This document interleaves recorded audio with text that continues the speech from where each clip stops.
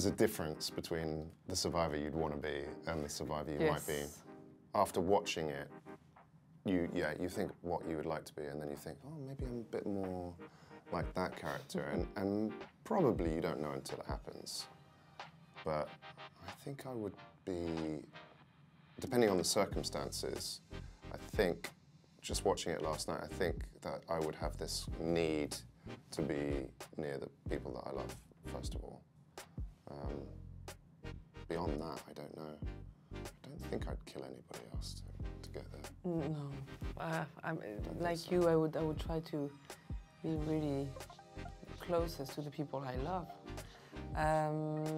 But I would be I'm pretty sure I would be terrified. Really, the sound of attacks and what we were shooting, the rifles, the gun, the war scenes we have done for the series were really terrifying. I didn't have to play anything. Well, it's funny what you say actually about what makes you more terrified is what you can't see. Once something becomes concrete, it doesn't matter how terrifying the reality, it's always less than the not knowing. And I think that suspension of that feeling is quite useful when you're acting. So, of course, you could look at the guy that's going along with the tennis ball, in the background, which is where the eye line for the alien is. But it's much easier to say, okay, you don't need to do that. I'll just do the eye line myself. And in some ways, not knowing, suspending that is a way of also creating a degree of terror inside yourself. It's almost the interrupted sense, the lack of flow, the lack of vision, which gives you a sense of terror, I think. Yeah. Certainly psychologically that happens in life anyway, so you have to kind of recreate that sense for yourself. And of course it's been used a lot in horror genre and thrillers and the unseen element, but there is a tendency to be graphic straight away in bad storytelling, and this is what I like. This is what I really like about this. It's kind of it's always holding you. It's always one step ahead of you. So the audience gets to really use their imagination, to suspend their disbelief, to move forward, which I think television and film kind of, because it's such a visual medium, sometimes doesn't let you do. It thinks it's its own prerogative to do that for you. Whereas when we read a novel or orally tell a story to each other, there is that sort of unknown element. So it's great to see it in TV and film. It's very different to any other adaptation of it that I know of.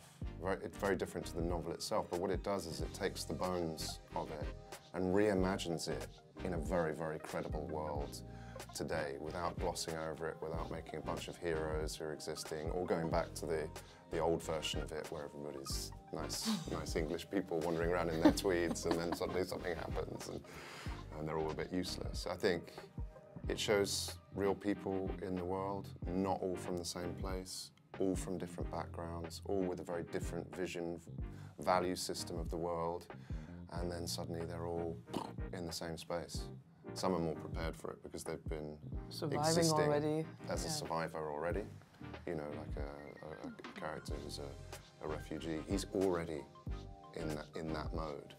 And then these very complacent characters, certainly that I play, is suddenly dropped into a state where he has to reassess who he is. He's so civilized, he's got no idea what the animal is inside him. He doesn't know whether he's going to be a coward or brave or whatever. And that's what I personally liked about the story.